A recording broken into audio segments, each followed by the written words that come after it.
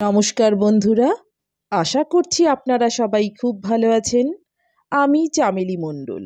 চামেলি মণ্ডল চ্যানেলে আপনাদের সবাইকে স্বাগত জানাই। আজকে যে গল্পটি আমি আপনাদের পড়ে শোনাব, গল্পটির নাম স্বামী হওয়া। লিখেছেন বিশিষ্ট সাহিত্যিক বুদ্ধদেব গুহ। আশা করছি গল্পটি আপনাদের বেশ ভালো লাগবে। শুরু করছি আজকের গল্প স্বামী হওয়া। মহুয়া মিলন থেকে আসা ট্রেনটা টরি স্টেশনে ঢুকছিল। স্মিতা এবং আমি নিচু প্ল্যাটফর্মের উপরে দাঁড়িয়েছিলাম। আজ হাটবার, খুব ভিড় প্ল্যাটফর্মে। নানা জায়গা থেকে হাট করতে এসেছিল ওঁরাও, মুন্ডা, ভোক্তা, কোলহারা। সুমন সুটকেসটা হাতে করে নামলো। নেমেই দৌড়ে এলো আমাদের দিকে। এসে স্মিতাকে বলল, কেমন আছো বৌদি? স্মিতা বলল, কেমন করে ভালো থাকি বলো, তুমি এতদিন কাছে ছিলে না। সুমন হাসল, আমিও হাসলাম। এরপর সুমন আমাকে বলল, রোলস রয়েসটা এনেছো তো? এনেছি। তবে চলো। স্টেশনের বাইরে বেরিয়ে আমার লজ্জর অস্টিন গাড়িটার পিছনের দরজা খুলে সুমন উঠে বসল। পাশে স্মিতা, আমি ড্রাইভিং সিটে আসীন হলাম। বসন্তের দিন, হু হু করে হাওয়া আসছিল। পড়ন্ত রোদ্দুর সেগুন গাছের বড় বড় হাতির কানের মতো পাতার পেছনে পড়াতে সিঁদুরে রঙা দেখাচ্ছিল পাতাগুলোকে। মহুয়ার গন্ধ ভাসছিল। ঠোঁট মুখ চড়চড় করছিল রুখু বাতাসে। স্মিতা বলল, তারপর মা বাবা বিয়ের কথা কি বললেন? সুমন বলল, ধুৎ, সে মা বাবাই জানেন। আহা, লজ্জায় যেন মরে গেলে তুমি। ওকে গালে টুসকি মেরে বলল স্মিতা। আমি লাতেহারের দিকে মোড় নিলাম, কিন্তু লাতেহারে যাব না। চান্দোয়ারি এক প্রান্তে আমার কোয়ার্টার, সুমনেরও পাশাপাশি। সরকারি চাকরিতে এই রকম জঙ্গুলে জায়গায় যেমন কোয়ার্টার হতে পারে তেমনই। কোয়ার্টারে পৌঁছে গাড়িটা খাপড়ার চালের একচালা গ্যারেজে ঢুকিয়ে দিলাম। স্মিতা সুমনকে বলল, তোমার বাহন ছোটুয়াকে বলে দিয়েছি কাল ভোরে চলে আসতে। আজ সকালেও একবার এসে ঘরদোর ধুয়ে মুছে গেছে।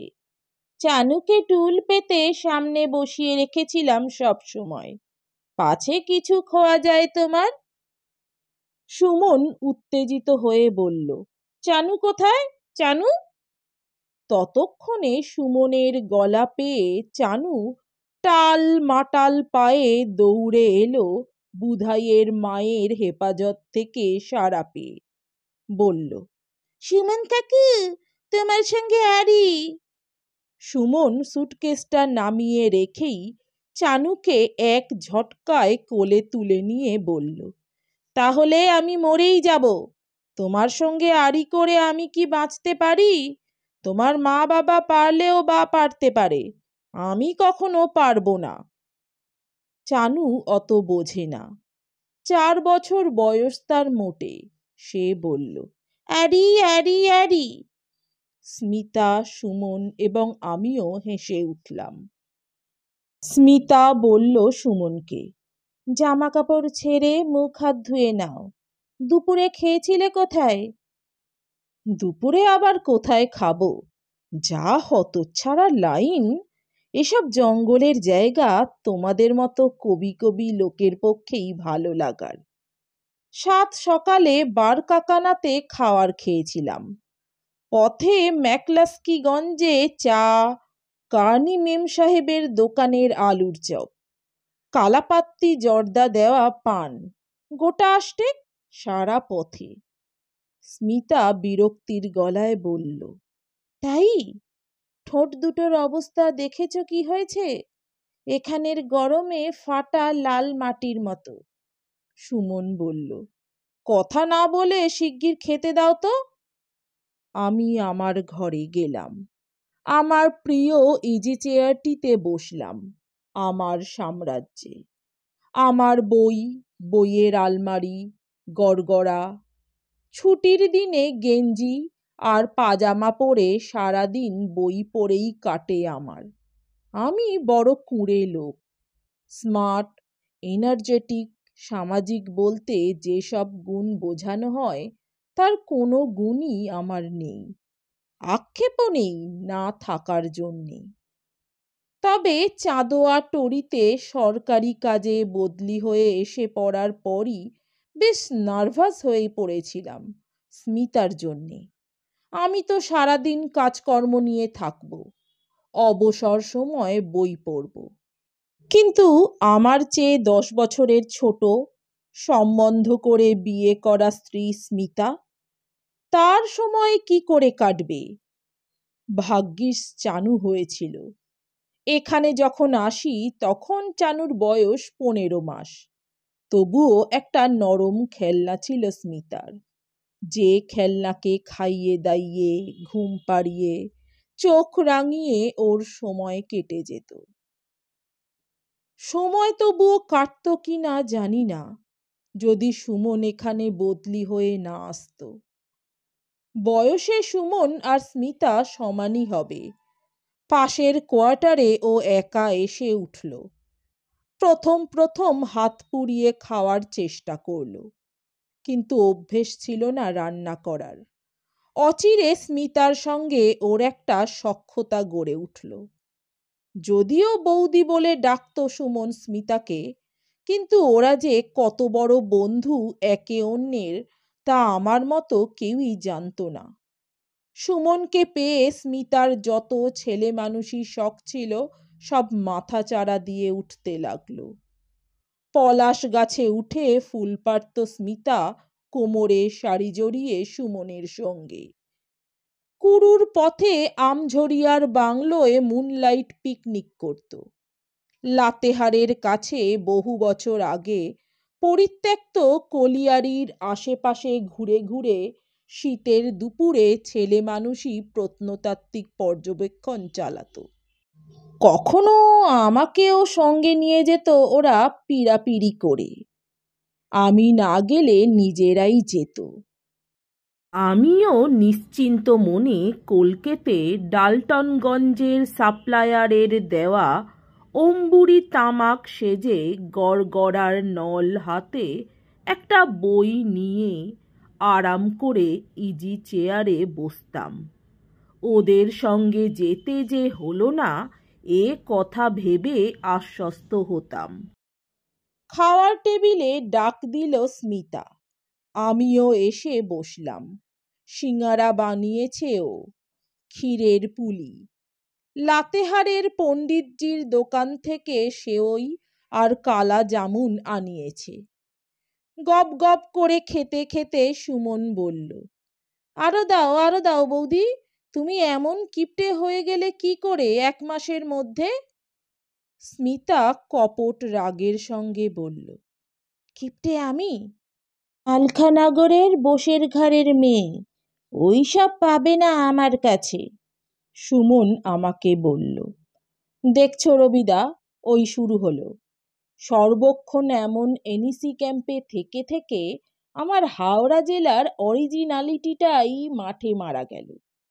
বাড়ি গিয়ে ভাত খেতে বসে পেঁয়াজ কাঁচা লঙ্কা ছাড়া খেতে পারি না দেখে মা আর দিদির তো চক্ষুস্থির।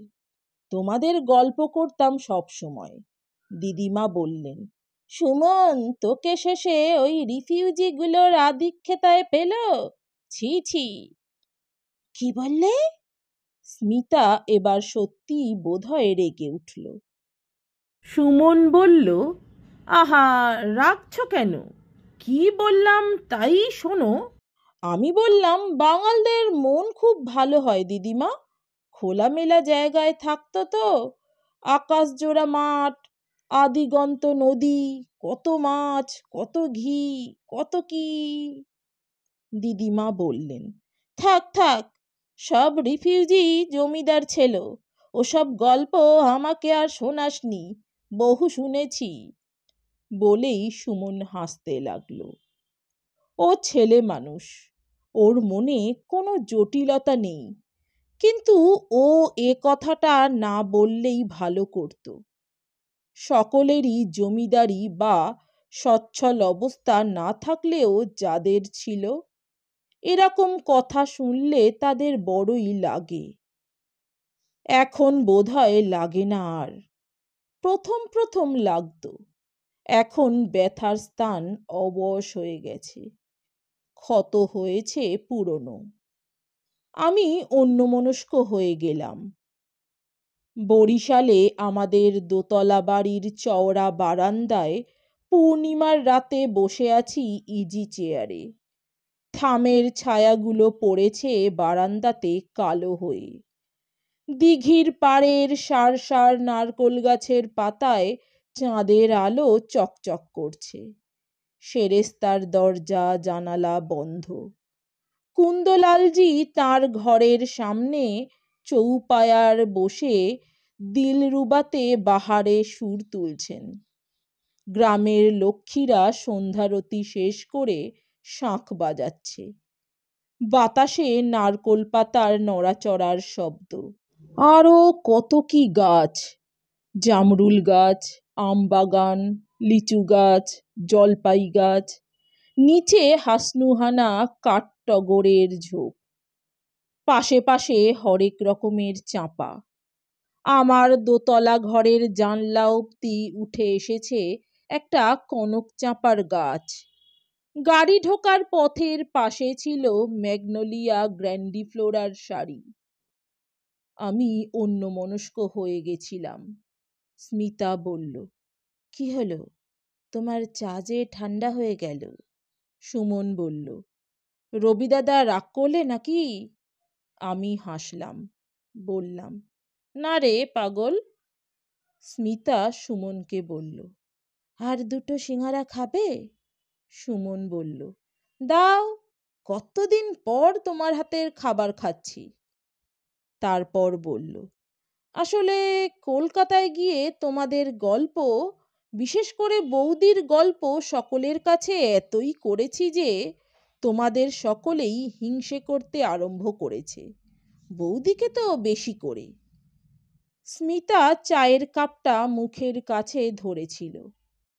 দেখলাম কাপের উপর ওর দুটি টানা টানা কালো চোখ সুমনের ওই কথার সঙ্গে সঙ্গে চমকে উঠেই নিথর হয়ে গেল। চা খাওয়ার পর আমি আমার ঘরে ফিরে গেলাম। সুমন চানুকে কাঁধে করে স্মিতার সঙ্গে ওর কোয়ার্টারে গেল। স্মিতা সব গুছিয়ে গাছিয়ে দিয়ে আসবে, অগোছালো একা লোকের সংসার। যাওয়ার সময় স্মিতা বলে গেল বুধাইয়ের মাকে যে একটু পরে এসে যেন চানুকে নিয়ে যায়, খাওয়ার সময় হয়ে যাবে চানুর। ওরা দুজনে যখন ফিরল সুমনের কোয়ার্টার থেকে তখন রাত গভীর। আমি এডওয়ার্ড জোস্টিংয়ের লেখা হাওয়াইয়ের ইতিহাস পড়ছিলাম। ইতিহাস পড়তে পড়তে হাজার বছরের ব্যবধান এত সামান্য মনে হয় যে ঘন্টার খবর রাখতে তখন আর ইচ্ছে করে না। দুপুরেই রান্না সেরে রেখেছিল স্মিতা। বুধাইয়ের মা গরম করে দিল খাওয়ার দাওয়ার। স্মিতা খাবার সাজিয়ে ও এগিয়ে দিতে দিতে বলল, দেখো সুমন কত কি এনেছে আমাদের জন্যে, এইটা আমার শাড়ি। বলেই চেয়ারের উপর থেকে শাড়িটা তুলে দু হাতে মেলে ধরে দেখালো। তারপর বলল, এরকম একটাও শাড়ি তুমি আমাকে দাওনি। আমি বললাম, এ তো দারুণ দামি শাড়ি। সুমন বলল, বৌদি কি আমার কম দামি? স্মিতা আবার আমাকে বলল, এই যে তোমার পাঞ্জাবি ও পায়জামা, এই চানুর জামা প্যান্ট। আমি রুটি ছিঁড়তে ছিঁড়তে বললাম, করেছো কি সুমন? এইরকম নকশা কাটা চিকনের পাঞ্জাবি কি আমাকে মানায়? এ তো ছেলে মানুষদের জন্যে।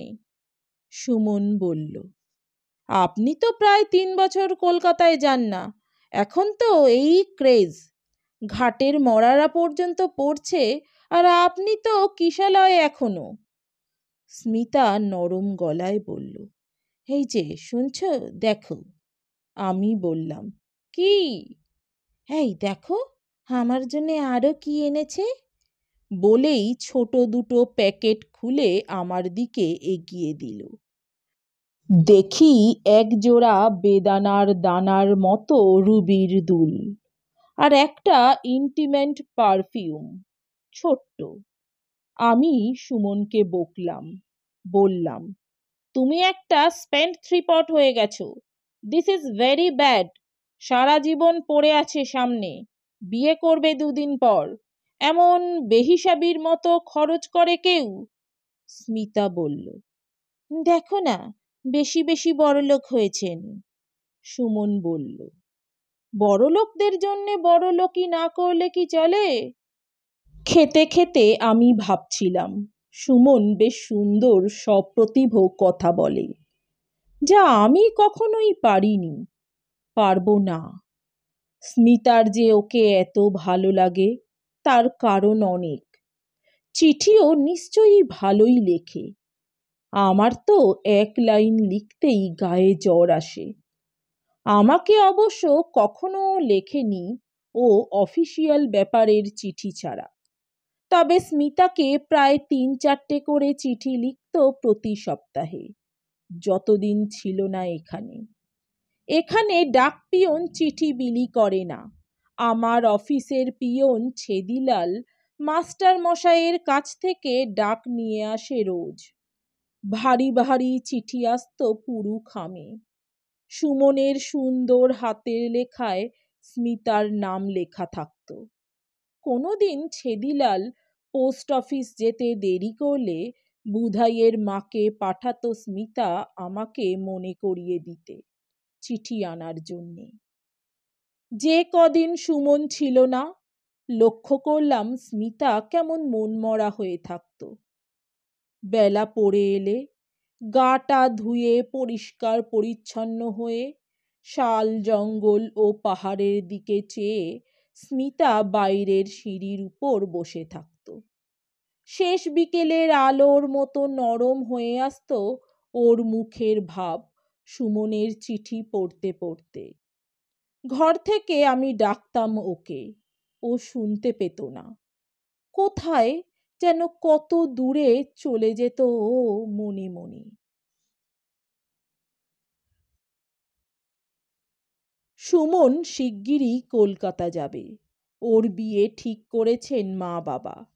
সকালে রাঁচি গেছে ও নতুন স্কুটার ডেলিভারি নিতে। অফিস থেকে ফিরছিলাম হেঁটেই। আমাদের অফিসটা কোয়ার্টারের কাছেই, 2 ফার্লং মতো। অফিস যাতায়াতের জন্যে গাড়ি কখনোই নিই না, এক বর্ষা বাদলের দিন ছাড়া। আকাশে তখনও আলো আছে। জঙ্গল থেকে শালফুলের গন্ধ ভেসে আসছে হাওয়ায়। তার সঙ্গে মহুয়া এবং করৌঞ্জের গন্ধ। পথের পাশে জঙ্গলের সারির পাড়ে ফুলদাওয়াইয়ের লাল ঝাড়ে মিনি লঙ্কার মতো লাল ফুল এসেছে।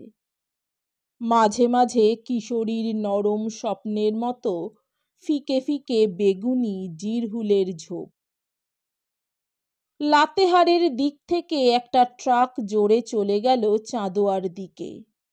লাল ধুলো উড়ল, মেঘ হলো ধুলোর। তারপর আলতো হয়ে ভাসতে ভাসতে পথের দুপাশের পাতায় গাছে ফিসফিস করে চেপে বসল। মিশিরজি আসছিলেন সাইকেল নিয়ে বস্তির দিক থেকে, দেহাতি খদ্দরের নীল পাঞ্জাবি আর ধুতি পরে। হাওয়াতে তার টিকি উড়ছিল। দূর থেকেই আমাকে দেখে বললেন, প্রণাম বাবু। আমি বললাম, প্রণাম। হিন্দিটা আমি তখনও যথেষ্ট রপ্ত করতে পারিনি। সেদিকে সুমন পটু। পানের দোকানের সামনে সাইকেল ঠেস দিয়ে দাঁড়িয়ে জর্দা পান খেতে খেতে ওর সমবয়সী স্থানীয় ছেলেদের সঙ্গে এমন ঠোঁট মিলিয়ে হিন্দিতে গল্প করে অথবা হিন্দি সিনেমার গান গায় যে কে বলবে ও স্থানীয় লোক নয়। সব মানুষকে আপন করে নেওয়ার একটা আশ্চর্য সহজাত ক্ষমতা আছে সুমনের। ওর মধ্যে অনেক কিছু ভালো জিনিসই আছে যা আমার মধ্যে নেই। মিসিরজি সাইকেলের টায়ারে কিরকির শব্দ করে নামলেন, বললেন, হালচাল সব ঠিক কে বা? আমি বললাম, ঠিক কেই হ্যায়। সুমন বাবু কি কলকাতা সে শাদি করিয়ে আসলেন এবার? আমি অবাক হয়ে বললাম, না তো। मिसिर जी অবাক হয়ে বললেন, अब भी जाते देखा उनका स्कूटर में, पीछू में कोई खूबसूरत औरत थी, बड़ी प्यार से सुमन बाबू का पकड़ के बैठी हुई थी। আমি অবাক হলাম, বললাম, नहीं तो, বিয়ে তো করেনি। ताज्जुब की बात, तब सुमन बाबू का साथ में वो कौन थी? আমার মুখ ফসকে হঠাৎ বেরিয়ে গেল, মেরা বিবি ভি হনে সকতি, দুজনের মধ্যে খুব দোস্তি। মিসিরজি বললেন, अजीब आदमी है आप बड़ा बाबू, दोस्ती और प्यार कखनो एक হয়? আর मर्द और औरत के মধ্যে কি দোস্তি হয় बड़ा बाबू? খালি প্যারই হবে। তারপরই হো হো করে হেসে বললেন, आप बड़ी ह्यूमरस आदमी हैं, नहीं तो निजेर धर्मपत्नी की बारे में ऐसी मजाक কেউ করতে পারে কভি? আমার মুখ থেকে প্রায় বেরিয়ে এসেছিল যে মজাক করিনি আমি। কিন্তু পরক্ষণেই মনে পড়ে গেল, স্মিতা সবসময় আমাকে বলে, তুমি খুব বোকা, কোথায় কি বলতে হয় জানো না। সত্যি বড় বোকা আমি। বাড়ি ফিরেই জানতে পেলাম যে সত্যি আমি মজাকই করিনি।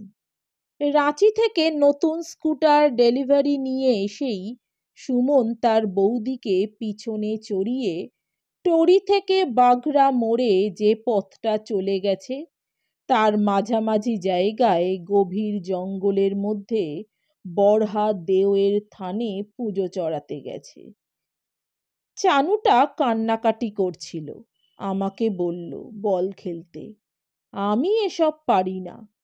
তবুও চাটা খেয়ে বুধাইয়ের মাকে বাড়ির কাজ করতে বলে আদর্শ বাবার মতো চানুর সঙ্গে ওর লাল রবারের বল নিয়ে কোয়ার্টারের পিছনের মাঠে বল খেলতে লাগলাম। আমার মন পড়েছিল হাওয়াইয়ের রাজা কামেহামেহার রাজত্বে। অন্যমনস্ক থাকায় অচিরে বলটা লাফাতে লাফাতে কুয়োয় গিয়ে পড়ল। বালতি নামিয়ে অনেক চেষ্টা করেও উঠোতে পারলাম না বলটাকে। চানু কাঁদতে কাঁদতে বলল, সুমন কাকা তুলে দিয়েছিল, তুমি পারলে না, তুমি কিচ্ছু পারো না বাবা। আমি হাঁপ ছেড়ে বাঁচলাম, বললাম, সুমন কাকা এসেই তুলে দেবে। তারপর চানুকে আবার বুধাইয়ের মার জিম্মাতে দিয়ে আমি আমার ইজি চেয়ারে শায়িত হয়ে রাজা কামেহামেহার কাছে ফিরে গেলাম। ওদের ফিরতে বেশ রাত হলো। স্মিতার শাড়ি এলোমেলো, ধুলো লাগা বিশ্বস্ত চুল, খোঁপায় দলিত জংলি ফুল, আর মুখে কি এক গভীর আনন্দের ছাপ। সুমন বলল, স্কুটারটা খারাপ হয়ে গেছিল বাগড়ার জঙ্গলে, কি ভয় যে করছিল কি বলবো। বাঘের জন্যে নয়, পরশ্রীকে সঙ্গে নিয়ে এত রাত হলো বলে। আমি বললাম, ফাজিল। চানু বলল, এক্ষুনি আমার বল তুলে দাও সুমন কাকা, বাবাটা কিচ্ছু পারে না, বল পড়ে গেছে কুয়োর মধ্যে। সুমন ওই অন্ধকারেই টর্চ হাতে করে কুয়োর পাড়ে গিয়ে চানুর বল তুলে নিয়ে এলো। তারপর রাতের খাওয়া দাওয়া সেরে চলে গেল। সে রাতে স্মিতাকে আদর করতে যেতেই ও বলল, আজ থাক লক্ষ্মীটি, আজ ভীষণ ঘুম পাচ্ছে। ওর সুন্দর ছিপছিপে এলানো শরীর, গভীর নিঃশ্বাস, ওর বুকের ভাঁজে সুমনের দেওয়া ইন্টিমেট পারফিউমের গন্ধ, সব মিলেমিশে ওকে বিয়ের রাতের স্মিতার মতো মনে হচ্ছিল। আমি আর কিছু বলার আগেই স্মিতা ঘুমিয়ে পড়ল। চাঁদের আলো এক ফালি জানালা দিয়ে বিছানায় এসে পড়েছিল। স্মিতার মুখে বড় প্রশান্তি দেখলাম। খুব খুব খুব আদর খাওয়ার পর, আদরে পরম পরিতৃপ্ত হওয়ার পর মেয়েদের মুখে যেমন দেখা যায়। আমার ঘুম আসছিল না। মিসিরজির দাঁতগুলো ফাঁক ফাঁক, পান খেয়ে খেয়ে কালো হয়ে গেছে সেগুলো। গায়ে দেহাতি ঘামের পুরুষালি গন্ধ। হঠাৎ মিসিরজির উপর খুব রাগ হলো আমার। তাই ইজি চেয়ারে শুয়ে টেবিল লাইট জ্বালিয়ে রাতের অন্ধকারে প্রশান্ত মহাসাগর পেরিয়ে হাওয়াইয়ের রাজা কামেহামেহা ও রানী কাহুমানুর কাছে ফিরে গেলাম। খুব প্রশান্তি। ইতিহাসের মতন আনন্দের, শান্তির আর কিছুর নেই। পরদিন চা খেতে খেতে স্মিতা বলল, সুমনের বিয়ের কথা লিখে আবার চিঠি দিয়েছেন ওর বাবা। কাল পরশু ওর এক কাকা আসবেন রাঁচি হয়ে, ওর কাছে ওই ব্যাপারে আলাপ আলোচনা করতে। আমি কিন্তু খেতে বলে দিয়েছি তাকে, যেদিন আসবেন সেদিন রাতে। আমি বললাম, বেশ করেছ, না বললেই অন্যায় করতে। সুমনের কাকার চেহারাটা আমার একটুও ভালো লাগলো না। ভদ্রলোক ট্রেন থেকে নেমেই সকালের বাসে এসে নাকি এখানের নানা লোকের সঙ্গে দেখা করেছেন। সুমনের কাছে যখন অফিসে এসে পৌঁছন তখন বিকেল 4টে। রাতে যখন খেতে এলেন আমাদের বাড়ি তখনই তাকে দেখলাম। অশিক্ষিত বড়লোকদের চোখে মুখে যেমন একটা উদ্ধত নোংরা ভাব থাকে, এই ভদ্রলোকের মুখেও তেমন। বালিতে থাকেন, লোহালক্করের ব্যবসা করেন। কালোয়ার ভদ্রলোক কেবল স্মিতাকে লক্ষ্য করছিলেন, বেশ অভব্যভাবে। আমার মনে হলো উনি আসলে সুমনের বিয়ের কারণে আসেননি, এসেছেন স্মিতাকে দেখতে। খেতে খেতে অসম্মান ও অপমানে আমার কান লাল হয়ে উঠল। সেই রাতেই আমি প্রথম স্মিতাকে কথাটা বললাম, না বলে পারলাম না। মিসিরজির কথা বললাম, সুমনের কাকার কথা বললাম। বললাম, ছোট জায়গা, অশিক্ষিত অনুদার সব লোকের বাস, বাড়ির বাইরে একটু বুঝে শুনে চলাফেরা করতে। স্মিতা চুপ করে আমার কথা শুনল, আমার মুখের দিকে তাকিয়ে রইল, কিন্তু কিছুই বলল না। আমি বললাম, তোমার ব্যবহারে সুমনকে যদি তোমার স্বামী বা প্রেমিক বলে ভুল করে বাইরের লোকে, তাহলে আমার পক্ষে তা কি খুব সম্মানের হয়? স্মিতা রেগে উঠল, বলল, আচ্ছা তুমি কি, স্কুটারে বসলে যে চালায় তাকে না জড়িয়ে ধরে কেউ বসতে পারে? তারপর বললেন, মিসিরজি বা কে কি বলল তাতে আমার কিছু যায় আসে না, তুমি কি বলো সেইটাই বড় কথা। আমি বললাম, আমি কি কখনো কিছু বলেছি? কিন্তু নিজের সম্মানের কারণে না বলেও তো উপায় দেখছি না এখন। তোমাকে যদি লোকে খারাপ বলে তা কি আমার ভালো লাগবে? স্মিতা বলল, নিজের মনের কথাও যে ওই তা তো বললেই পারো, অনেকদিন আগে বললেই পারতে। নিজের কথা অন্যের মুখের বলে চালাচ্ছ কেন? আমি স্মিতার কথায় ব্যথিত হলাম। কিছু না বলে ইজি চেয়ারে আমার নিরুপদ্রব রাজত্বে ফিরে গেলাম। তার কদিন পরেই সুমনের খুব জ্বর হলো। আমি বলেছিলাম ও আমাদের বাড়িতে এসে থাকুক। ছেলে মানুষ, বিদেশে বেহুঁশ অবস্থায় একা বাড়িতে থাকবে কি করে? তাছাড়া কদিন পরেই ওর বিয়ে। কি অসুখ থেকে কোন অসুখে গড়ায় তা কে বলতে পারে? স্মিতা জেদ ধরে বলেছিল, না, আমাদের বাড়িতে ও মোটেই থাকবে না। বলেছিলাম, তাহলে ওর সেবা শুশ্রূষা করো। রাতে না হয় আমি গিয়ে থাকবো, তুমিও থাকতে পারো ইচ্ছে করলে। স্মিতা বলল, থাক, এত ঔদার্য নাই বা দেখালে। তোমার মিসিরজিরা কি তাহলে চুপ করে থাকবে? সারাদিন স্মিতাই দেখাশোনা করলো। রাতে আমি গেলাম সুমনের বাড়ি। ওর শোবার ঘরে ক্যাম্প খাট পেতে থার্মোমিটার, ওষুধ, ওডিকলন সব ঠিকঠাক করে দিয়ে গেল স্মিতা। নতুন জায়গায় ঘুম আসছিল না আমার। অনেকক্ষণ জেগে বসে বসে সিগারেট খেলাম। তারপর পাশের ঘরে গেলাম। সুমন তখন ঘুমোচ্ছিল। পাশের ঘরে টেবিলে একটা চিঠি পড়েছিল। ইনল্যান্ড লেটারে লেখা, সুমনের নামের, সুমনের মার লেখা চিঠি।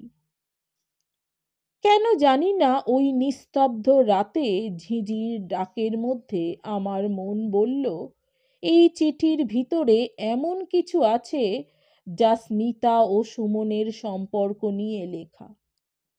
টেবিল লাইটের সামনে চিঠির ভিতরে আঙুল দিয়ে চিঠিটা গোল করে ধরে পড়তে লাগলাম চিঠিটা। যতটুকু পড়তে পারলাম তাই যথেষ্ট ছিল। সুমনের মা লিখেছেন, সুমনের কাকার চিঠিতে জানতে পেরেছেন তিনি যে সুমন একটি ডাইনির পাল্লায় পড়েছে। এক ভেরুয়ার বউ সে। সুমন জানে না যে সুমনের কত বড় সর্বনাশ সেই মেয়ে করছে ও করতে চলেছে। সুমন ছেলে মানুষ। মেয়েদের পক্ষে কি করা সম্ভব আর কি অসম্ভব সে সম্বন্ধে ওর কোনো ধারণাই নেই। সুমনের ভাবি শ্বশুরবাড়ির লোকেদের কোনো আত্মীয়ের কাঠের ব্যবসা আছে লাতেহারে।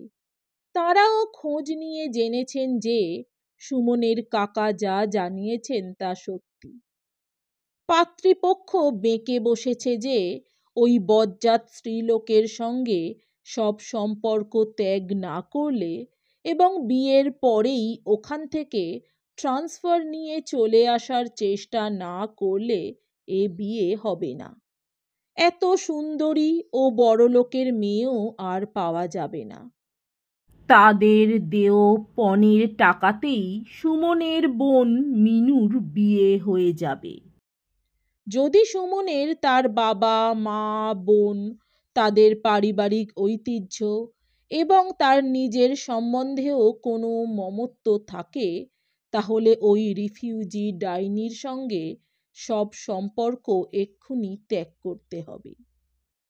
সুমনের ট্রান্সফারের জন্যে অথবা সেই ডাইনির ভেড়া স্বামীর ট্রান্সফারের জন্যে পাটনাতে তাঁরা মুরব্বি লাগিয়েছেন।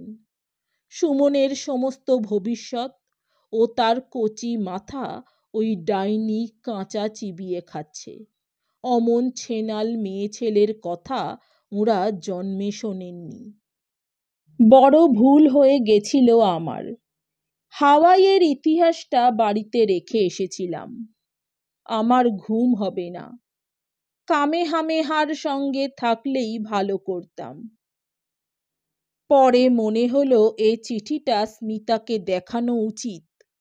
আমার মতো স্বামী বলে কি আমার চোখের সামনে যা নয় তাই করে বেড়াবে? ওদের মধ্যে সম্পর্ক কত দূর গড়িয়েছে তা কে জানে। এই সম্পর্কে সুমনের উৎসাহই বেশি ছিল না স্মিতার নিজের? তা ভগবানই জানেন। এ সংসারে ভালো মানুষের শাস্তি এইভাবেই পেতে হয়। ভালো মানুষ মানেই বোকা মানুষ, যে নিজের জরু গরু শক্ত হাতে পাহারা দিয়ে রাখতে না পারে, তার মান সম্মান এমনি করেই ধুলোয় লুটোয়। বড় বিশ্বাসঘাতক, অকৃতজ্ঞ, কৃতঘ্ন এই পৃথিবী, এই মেয়ে ছেলের জাত। এরা কার ছেলে কখন কোলে করে বড় করে তা আমার মতো ভেড়া স্বামীর জানার কথা নয়। দ্য ল্যাম্ব, ভেড়া। সত্যি সত্যি আমি একটা ভেড়া। সুমনের জ্বর যেদিন ছাড়ল সেদিনও লিকুইডের উপর রাখল স্মিতা ওকে। পরদিন সুমন যা যা খেতে ভালোবাসে, সুজির খিচুড়ি, মুচমুচে বেগুনি, করকরে আলু ভাজা, হটকেসে ভরে খাওয়ার নিয়ে গিয়ে খাইয়ে এলো স্মিতা। জ্বর ভালো হতেই সুমন একদিন বলল, রোজ রোজ আমাদের বাড়ি এসে খাওয়া দাওয়া করতে ওর অসুবিধা হয়। এবার থেকে ছোটুয়াই রেঁধে বেড়ে দেবে ওকে। তাছাড়া 7 দিন পরে তো ও চলেই যাচ্ছে। বলল, স্মিতার কষ্ট এবার শেষ হবে। সুমনের বিয়েতে সুমন আমাদের কাউকেই কলকাতায় যেতে বলল না। আমাদের নামে ওদের বাড়ি থেকে কোনো কার্ডও এলো না। সুমনই একটা কার্ডে কালো কালি দিয়ে আমাদের নাম লিখে পাঠিয়ে দিল ছোটুয়ার হাতে। স্মিতা আমাকে বলল, বিয়ে করতে যাচ্ছেন, ভারী লজ্জা হয়েছে বাবুর। বিয়ে যেন আর কেউ করে না, নিজের হাতে কার্ড দিতে লজ্জা। সুমন যেদিন যায় রাঁচি হয়ে গেল ও। আমরা বাস স্ট্যান্ডে ওকে তুলে দিয়ে এলাম। চানু বলল, কাকিমাকে নিয়ে এসো কিন্তু সুমন কাকু, আমরা খুব বল খেলবো। স্মিতা হেসে বলল, তোমার ঘর ফুল দিয়ে সাজিয়ে রাখবো, স্টেশনে তোমাদের আনতে যাব আমরা। সেদিন তোমার বাড়িতে রান্না বান্নার পাট রেখো না, আমাদের বাড়িতেই খাওয়া দাওয়া করবে, থাকবে সারাদিন। সুমন জবাব দিল না কোনো, শুধু বলল, চলি। বাসটা ছেড়ে দিল। সুমন চলে যাওয়ার পরই আমাদের বাড়িতে আশ্চর্য এক বিষাদ নেমে এলো। সুমন এর আগেও অনেকবার ছুটিতে গেছে, কিন্তু এবারের যাওয়াটা অন্য রকম। যে সুমন বাসে উঠে চলে গেল, সেই সুমন আর ফিরবে না এই টরিতে। আমি সে কথা জানতাম, স্মিতাও জানত, যদিও ভিন্নভাবে। এবারে গিয়ে অবধি একটাও চিঠি দিল না সুমন স্মিতাকে। আমাকে না জানিয়ে ছেদিলালকে পোস্ট অফিসে পাঠাতো স্মিতা চিঠির খোঁজে। স্মিতার মানসিক কষ্ট দেখে আমি এক পরম পরিতৃপ্তি পেতাম, যে নিজে কাউকে আঘাত দিতে শেখেনি, দুঃখ দিতে জানেনি, তার অদেয় আঘাত ও দুঃখে যে অন্যজনকে অন্য কোণ থেকে এসে বাজছে, এই জানাটা জেনে ভারী ভালো লাগছিল আমার। মনে মনে বললাম, শাস্তি সকলকেই পেতে হয়, তোমাকেও পেতে হবে স্মিতা। স্মিতা আমার সঙ্গে কোনোদিনও সুমনের এই হঠাৎ পরিবর্তন সম্বন্ধে আলোচনা করেনি। সুমনের সঙ্গেও করেছিল বলে জানি না, করলেও তা আমার জানার কথা নয়। ওদের সম্পর্কটা গভীর ছিল বলেই সুমনের হঠাৎ পরিবর্তনের আঘাতটা স্বাভাবিক কারণেই বড় গভীরভাবে বেজেছিল ওর বুকে। এ কথা বুঝতাম। স্মিতা মুখ বুজে সংসারের সব কর্তব্যই করত। আমাকে খেতে দিত, জামা কাপড় এগিয়ে দিত, লেখাপড়ার টেবিল গুছিয়ে রাখত, শোয়ার সময় মশারি গুঁজে দিত, তারপর নিজে বারান্দায় গিয়ে বসে থাকত। মাঝরাতে উঠে বাথরুম যেতে গিয়েও দেখতাম স্মিতা বারান্দায় বসে আছে অন্ধকারে। বলতাম, শোবে না? পরে অস্ফুটে বলতো ও। শুধোতাম, মশা কামড়াচ্ছে না? ও বলতো, না। আমি মনে মনে বলতাম, পোড়ো, নিজের কৃতকর্মের আগুনে পুড়ে মরো নিজে। ব্যাটারিতে চলা একটা রেকর্ড প্লেয়ার ছিল আমাদের বাড়িতে। বিয়ের সময় কে যেন দিয়েছিল। তাতে ওই সময় একটা গান প্রায়ই চাপাতো স্মিতা, রবি ঠাকুরের গান।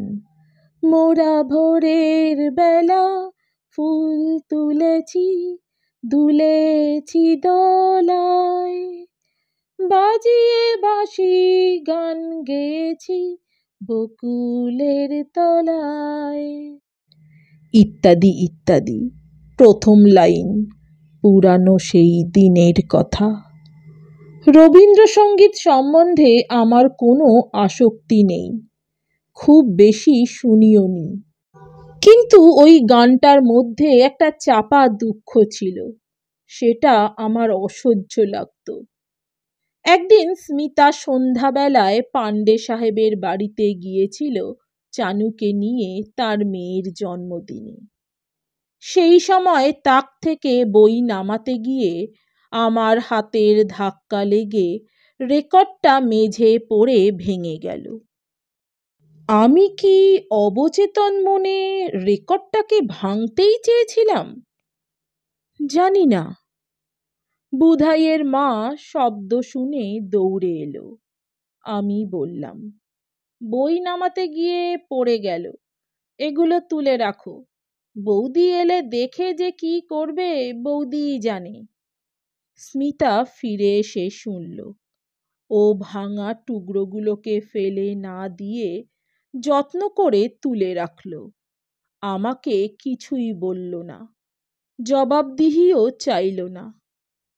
আরেকটিবার আয় রে সখা, প্রাণের মাঝে আয়, মোরা সুখের দুঃখের কথা কব, প্রাণ জুড়াবে তাই। খেতে দাও বলে চেঁচিয়ে উঠলাম। কখনোই চেঁচাই না আমি, কিন্তু সে রাতে চেঁচালাম, কি জানি কেন। স্মিতা আমাকে খেতে দিল, চানুকে খাওয়ালো। আমি বললাম, খাবে না? নিরুত্তাপ নৈব্যক্তিক গলায় বলল, তোমরা খাও, এই তো খেলাম, খিদে নেই, পরে খাবো। আমি বুঝতে পারছিলাম স্মিতা আমার কাছ থেকে অনেক দূরে চলে যাচ্ছে।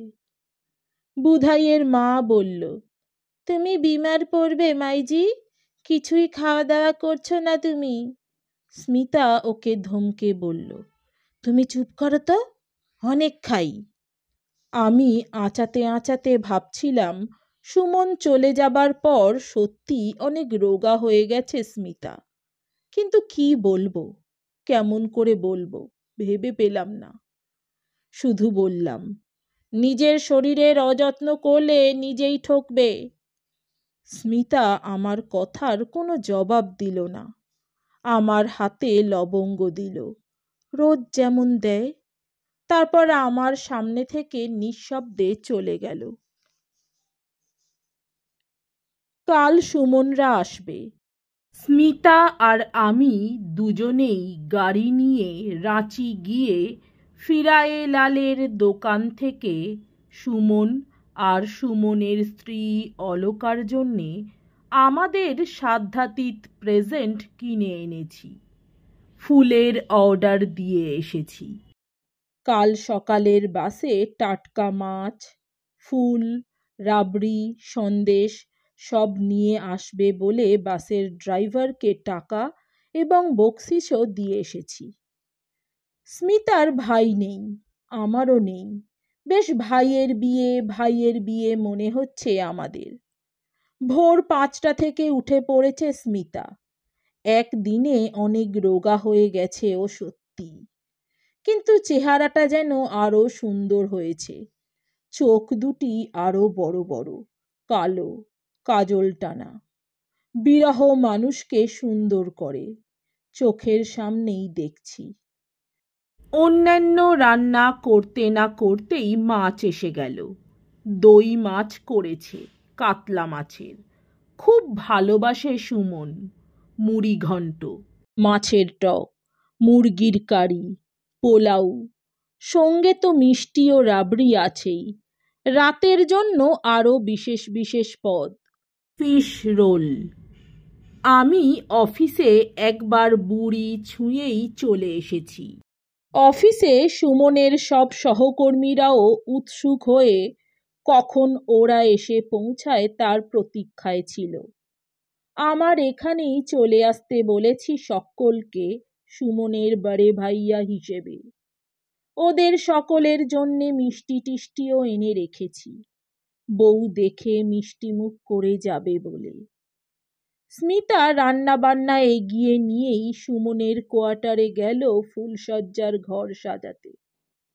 নিজের আলমারি খুলে নতুন ডাবল বেডশিট, বেড কভার, ডানলো পিলোর বালিশ, মায়া আমার সাধের কোলবালিশটিকে পর্যন্ত ধোপা বাড়ির ওয়ার টোয়ার পরিয়ে ভদ্রস্ত করে নিয়ে চলে গেছে।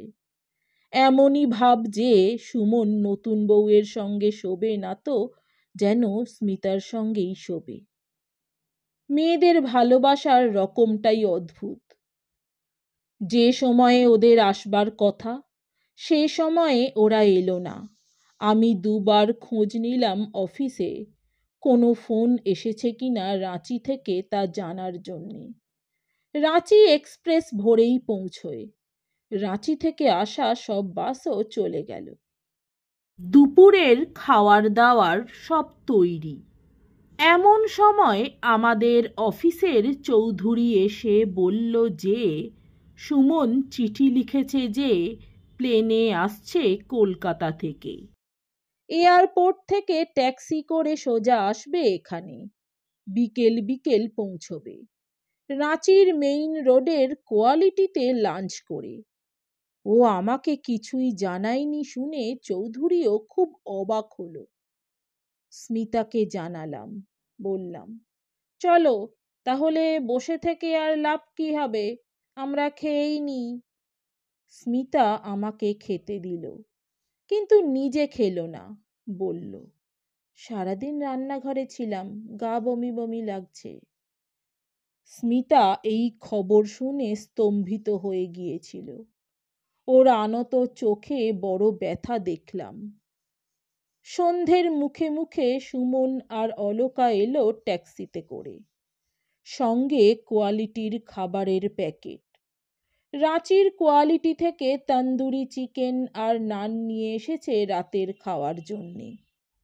এ খবরটা আমি আর স্মিতাকে দিলাম না।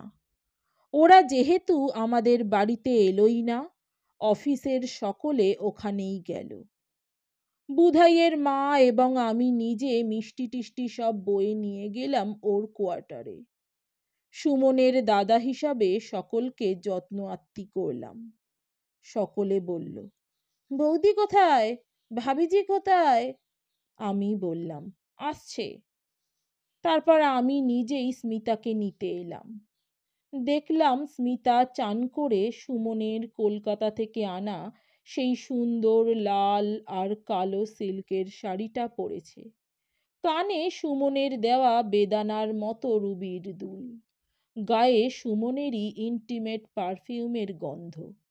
আমি বললাম, চলো স্মিতা। স্মিতা বলল, সুমনের স্ত্রী কেমন দেখলে? আমি বললাম, দেখিনি এখনো। চানু আগেই বুধাইয়ের মায়ের সঙ্গে চলে গিয়েছিল। আমি আর স্মিতা এগোলাম। আমাদের দেখে সুমন উঠে দাঁড়ালো, স্ত্রীকে বলল, এই যে রবিদার বৌদি। সুমনের স্ত্রী উঠে দাঁড়িয়ে হাত জোড় করে আমাকে নমস্কার করল। স্মিতার দিকে ফিরেও তাকালো না। সুমন ঠান্ডা নৈব্যক্তিক গলায় বলল, বৌদি কেমন হয়েছে আমার বউ? স্মিতা মুখ নিচু করে বলল, ভালো, খুব ভালো। বলেই বলল, তোমরা খেতে রাতে আমাদের ওখানে যাবে তো? অলকা কাট কাট গলায় সুমনের দিকে তাকিয়ে বলল, রাতের খাবার তো নিয়ে এসেছি রাঁচি থেকে, কষ্ট করার কি দরকার ওদের? স্মিতা কিছুই বলতে পারল না। আমি বললাম, তোমরা যা ভালো মনে করো করবে। অফিসের সহকর্মীরা হৈ হৈ করে উঠল। বলল, ইয়ার্কি নাকি? দাদা বৌদি কাল রাঁচি থেকে বাজার করে আনলেন, সারাদিন ধরে রান্না করলেন বৌদি, আর তোমরা খাবে না মানে? এ কেমন কথা? অলোকা আমাকে বলল, তাহলে এখানেই যদি পাঠিয়ে দেন, আমরা বড় টায়ার্ড। চানু কিছুক্ষণ সুমনের কোলের কাছে ঘেঁষাঘেঁষি করে বুঝল যে সুমনের উপর তার যে নিরঙ্কুশ দাবি ছিল তার নেই। শাড়ি পরা একজন নতুন মহিলা এখন তার সুমন কাকুর অনেকখানি নিয়ে নিয়েছে। সুমন কাকু বল খেলল না, তাকে কাঁধে চড়ালো না, তাকে তেমন আদরও করল না দেখে সে তার মায়ের আঁচলের কাছে সরে গেল। শিশুরা আদর যেমন বোঝে, অনাদরও। স্মিতা সুমনকে বলল, তাহলে তাই হবে, খাওয়ার সব এখানেই পাঠিয়ে দেব। কটায় পাঠাবো? 9টা নাগাদ? সুমন এই প্রথমবার চোখ তুলে তাকালো, স্মিতাকে দেখল। ওর ভালোবাসায় মোড়া শাড়িতে, ওর আদরে দেওয়া রুবির দুল পরা স্মিতা। কিন্তু স্মিতা যে খুব রোগা হয়ে গেছে তাও নিশ্চয়ই ওর চোখে পড়ল। সুমনের চোখ দুটি এত আনন্দের মাঝেও হঠাৎ ব্যথায় যেন নিষ্প্রভ হয়ে উঠল। এক মুহূর্ত স্মিতার মুখে তাকিয়ে থেকেই চোখ নামিয়ে বলল, আচ্ছা বৌদি, 9টার সময়ই পাঠিও। সঙ্গে সঙ্গে সুমনের স্ত্রী সুমনের দিকে তাকালো। স্মিতা চানুকে নিয়ে পায়ে হেঁটে বাড়ি ফিরে গেল। আমি রয়ে গেলাম। তক্ষুনি চলে গেলে খারাপ দেখাতো। চেনা জানা এত লোক চারপাশে, কত লোক কত কথা বলছিল, রসিকতা, হাসি, ঠাট্টা। ওদের শোবার ঘর ভারী সুন্দর করে সাজানো হয়েছে, এ কথা সকলেই বলল। অলোকা কোনো মহিলাকে জিজ্ঞেস করল, কে সাজালেন শোয়ার ঘর? তিনি বললেন, রবি দাদার স্ত্রী স্মিতা বৌদি। অলোকা বলল, তাই বুঝি? অতিথিরা একে একে প্রায় সকলেই চলে গেলেন। বুধাইয়ের মা আর ছোটুয়া যতক্ষণ না ওদের খাওয়ার নিয়ে এলো ততক্ষণ আমাকে থাকতেই হলো। বুধাইয়ের মা এসে বলল, বৌদির শরীর খারাপ, সারাদিন রান্নাঘরে ধকল গেছে, বাড়ি গিয়েই শুয়ে পড়েছিল। এই খাবার দাবার কোনো রকমে বেড়ে দিয়ে আবার শুয়ে পড়েছে।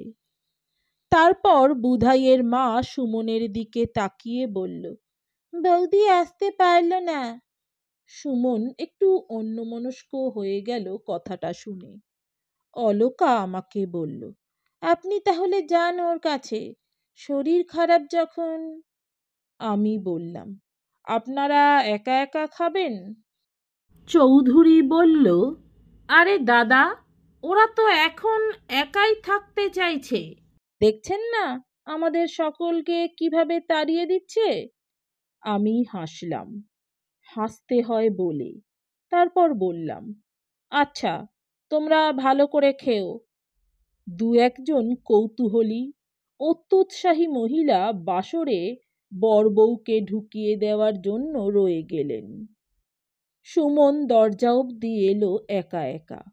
সিঁড়িতে দাঁড়িয়ে আমাকে কি যেন বলবে বলবে করলো, তারপর বলল না, শুধু বলল, আচ্ছা রবিদা। আমি যখন বাড়ি ফিরলাম তখন রাত 10টা বাজে। চানু ঘুমিয়ে পড়েছে। বুধাইয়ের মা একা বসে আছে খাওয়ার ঘরে, মোড়া পেতে, দেওয়ালে মাথা দিয়ে। বুধাইয়ের মা বলল, দাদাবাবু, আপনি খাবেন না? বৌদি খেয়েছেন? বৌদির শরীর ভালো না, শুয়ে রয়েছেন। আমি বললাম, আমাকে 1 গ্লাস জল দাও বুধাইয়ের মা, আমিও খাবো না, শরীর ভালো নেই। বুধাইয়ের মা জল এনে দিয়ে হঠাৎ দীর্ঘশ্বাস ফেলল একটা। আমি চমকে উঠে তাকালাম তার দিকে। তার চোখেও দেখলাম বড় ব্যথা। বললাম, তুমি খেয়ে শুয়ে পড়ো বুধাইয়ের মা। বুধাইয়ের মা বলল, আমারও খিদে নেই একদম।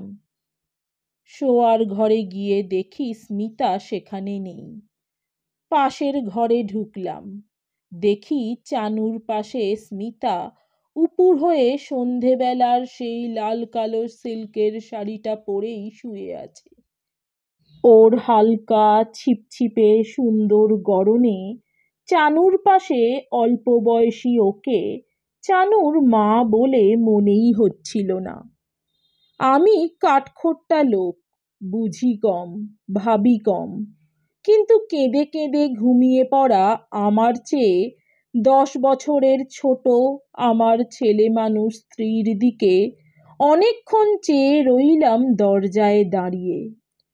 তারপর ঘরে ফিরে গিয়ে জামা কাপড় ছেড়ে পায়জামা গেঞ্জি পরে আমি ইজি চেয়ারে শুলাম। অন্ধকার রাতে তারারা সমুজ্জ্বল। জঙ্গলের দিক থেকে মিশ্র গন্ধ আসছে হাওয়ায় ভেসে। শিয়াল ডাকছে লাতেহারের দিকের রাস্তা থেকে। গো গো করে মাঝে মধ্যে দুটি একটি মার্সিডিজ ডিজেল ট্রাক যাচ্ছে দূরের পথ বেয়ে। আজ বাইরেও রাত বড় বিধুর। রাতের পাখিরা একে অন্যের সঙ্গে কথা বলছে। ঝিঝির একটানা ঝিনঝিন রবের ঘুমপাড়ানি সুর ভেসে আসছে জঙ্গলের দিক থেকে। ইজি চেয়ারে শুয়ে আমি কত কি ভাবছিলাম। এমন সময় ঘরে একটা মৃদু খসখস শব্দ হলো। পারফিউমের গন্ধে ঘরটা ভরে গেল। স্মিতা কথা না বলে সোজা এসে আমার বুকের মধ্যে মুখ গুঁজে ফুঁপিয়ে কেঁদে উঠল। আমার মধ্যে যে খারাপ মানুষটা বাস করে সে বলল, আঘাত দাও ওকে, এমন শিক্ষা দাও যে জীবনে যেন এমন আর না করে। ওর প্রতি এক তীব্র ঘৃণা ও অনীহাতে আমার মন ভরে উঠল। ভীষণ নিষ্ঠুর হয়ে উঠল আমার মধ্যের সেই আমিত্বময় সাধারণ স্বামী। কান্নার বেগ কমলে আমি বললাম, কি হলো? ও বলল, আমার জন্যে আজ তোমার এত লোকের সামনে। আমার জন্যেই, আমি জানি। আমি চুপ করে রইলাম। আমাকে তুমি শাস্তি দাও। কিসের শাস্তি? ভুলের শাস্তি। আমি বললাম ব্যঙ্গাত্মক স্বরে, ভালোবেসেছিলে বলে অনুতাপ হচ্ছে? স্মিতা এবার মুখ তুলল, আমার পায়ের কাছে হাঁটু গেড়ে বসে বলল, আমার যে বিয়ে হয়ে গেছে, স্বামী ছাড়া অন্য কাউকে ভালোবাসা। আমি বললাম, আমি কি বললাম? বললাম, আমার কি এমন রূপগুণ আছে যাতে তোমার শরীর ও মনে চিরদিন একা আমি সর্বেসর্বা হয়ে থাকতে পারি? বিশ্ব সংসারে একজন স্বামীরও কি আছে? তারপর একটু চুপ করে থেকে ওর মাথায় হাত রেখে বললাম, আমার ভাগে যা পড়েছিল তাই তো যথেষ্ট ছিল। সেই ভাগের ঘরে কোনো শূন্যতা তো কখনো অনুভব করিনি স্মিতা, সত্যি করিনি। স্মিতা অবাক হয়ে তাকিয়েছিল তার বোকা অগোছালো ভুলো মনের স্বামীর দিকে। দূরের ঝাঁটি জঙ্গল ভরা মহুয়া টাঁড়ে চমকে চমকে রাতচরা টিটি পাখিরা ডেকে ফিরছিল। হাওয়া দিয়েছিল বনে বনে। কারা যেন ফিসফিস করছিল বাইরে। ভাবছিলাম এই মুহূর্তে আর একজন মানুষ সুমন তার নবপরিণীতা স্ত্রীকে বুকে নিয়ে শুয়ে আছে স্মিতারই ভালোবাসার হাতে পাতা বিছানাতে। সুমন এখন কি ভাবছে কে জানে, কিন্তু যদি স্মিতার কথা সুমন একবারও ভাবে, তাহলে আমার মতো সুখী এ মুহূর্তে আর কেউই হবে না। অনেক বছর আগে বিয়ের রাতে যজ্ঞের ধোঁয়ার মধ্যে বসে যেসব সংস্কৃত মন্ত্র উচ্চারণ করেছিলাম, তার বেশিরই মানে বুঝিনি। সেদিন আমি আমার নিজস্ব কোনো যোগ্যতা ব্যতিরেকেই স্বামী হয়েছিলাম স্মিতার, শুধুমাত্র বিয়ে করেই। স্মিতা কাঁদছিল নিঃশব্দে, আমার বুক ভিজে যাচ্ছিল ওর চোখের জলে, কিন্তু ভীষণ ভালোও লাগছিল। স্মৃতিতে হঠাৎই বউ ভাতের রাতটা ফিরে এলো। তখন মা বেঁচে ছিলেন, জ্যাঠামণি, রতন মামা, স্মিতার বাবাও, আরও কেউ কেউ আজ যারা নেই। আমার পুরনো বন্ধুরা, কত আনন্দ, কল্পনা সে রাতে, সুগন্ধ, সানাই।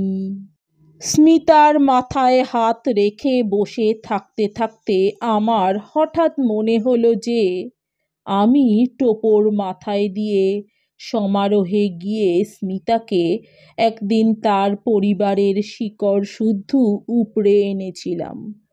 তার সঙ্গে যে মানুষটা তার স্ত্রীর সুখে দুঃখে জড়াজড়ি করে অনেক অবিশ্বাস ও সন্দেহ পায়ে মারিয়ে বিবাহিত জীবনের কোনো বিশেষ বিলম্বিত মুহূর্তে সত্যি স্বামী হয়ে উঠলাম, তাদের দুজনের মধ্যে বিস্তরই ব্যবধান।